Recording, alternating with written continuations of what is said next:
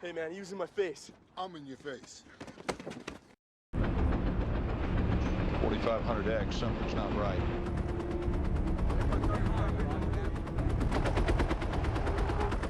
Bogey's on the deck. Whoa.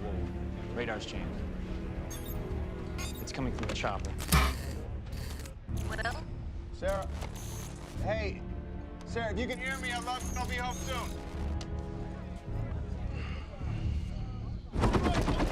Check fire! Get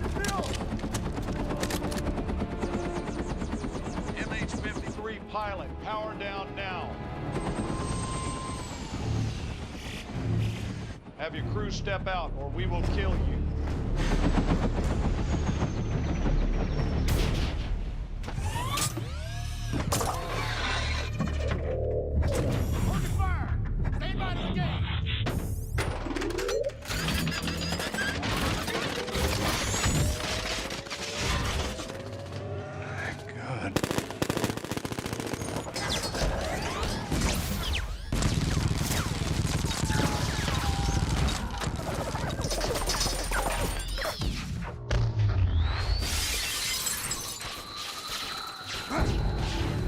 They bombed me at Jennifer! We're under attack!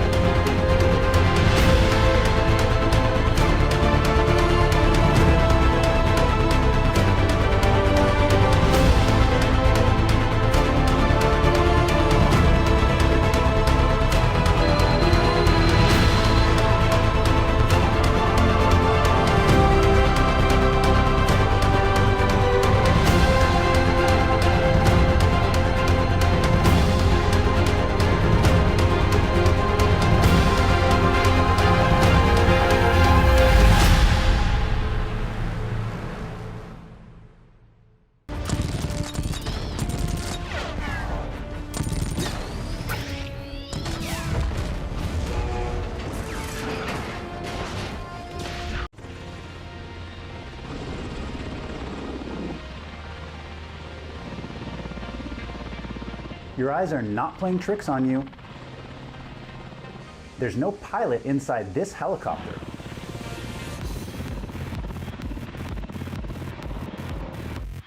It's 2022, so let's face it, we're used to seeing all types of vehicles operate themselves. From cars to boats, drones, even motorcycles. But some people might say there's something a little ominous about seeing a military-grade helicopter flying without a pilot. This is part of a project from Lockheed Martin's subsidiary Sikorsky and DARPA. Now, if you're not familiar with DARPA, it's a research and development agency for the US Department of Defense. And according to DARPA, this marked the first time a Black Hawk helicopter flew without anyone on board.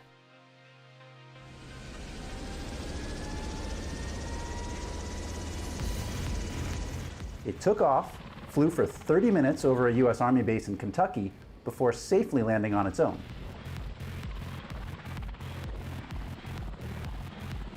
So what made this possible? It's called Alias. an acronym for Air Crew Labor in Cockpit Automation System. And to find out how it works, I caught up with Sikorsky's Director of Innovations, Igor Cherepinski. The way you sort of program this machine isn't by putting in waypoints like you would with a drone.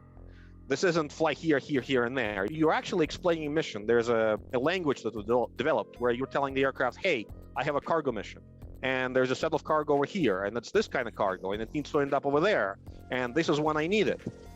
And then the aircraft goes out, figures out what the flight rules are, what the winds are, and shows you a plan to say, hey, here's how I would do this. And you, again, as a human being, have the final authority to modify it, but machines doing a lot of that, intermediate thinking sort of thing for you. This is inherently what's known as a fly-by-wire system, where mechanical controls are completely removed from the aircraft. So even in piloted mode, the pilots are flying the same computer, if you will, that's flying the aircraft when no one's on board, and that makes this aircraft easy to fly. I could teach you to fly this aircraft in 15 minutes.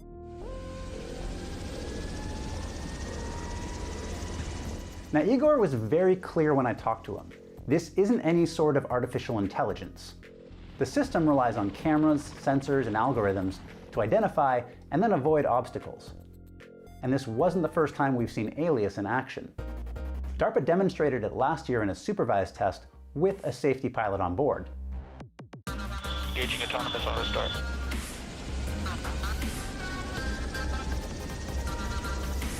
Autonomous takeoff.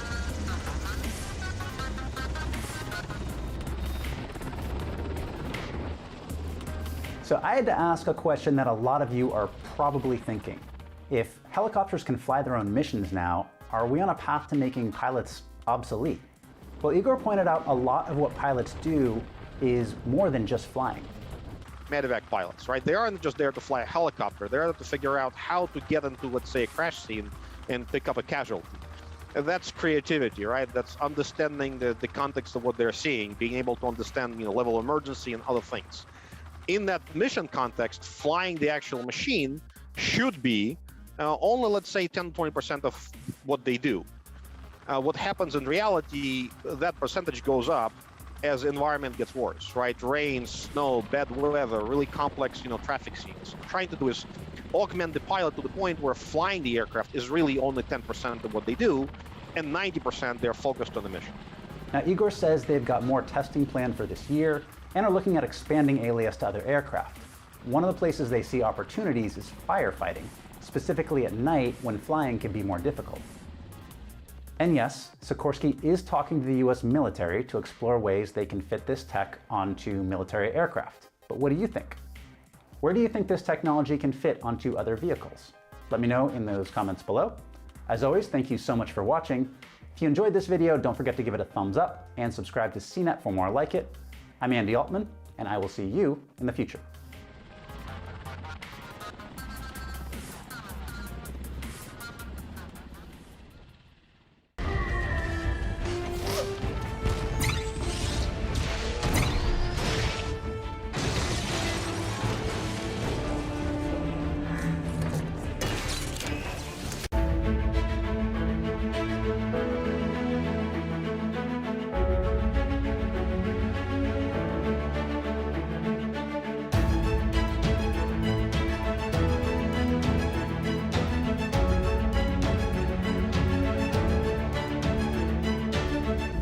Hand in hand with the Army to modernize Blackhawk, to incorporate new technology, new capabilities to create the Blackhawk of the future. And one critical technology of all these things is autonomy. And that brings me here today.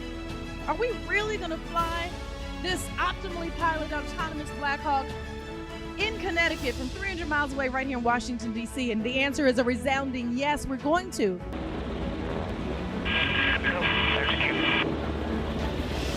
You're going to see the aircraft come up to a stabilized hover, and this is going to simulate contested logistics operations where we would have a ground crew hooking up a swing load to the aircraft. And this aircraft is holding position remarkably well.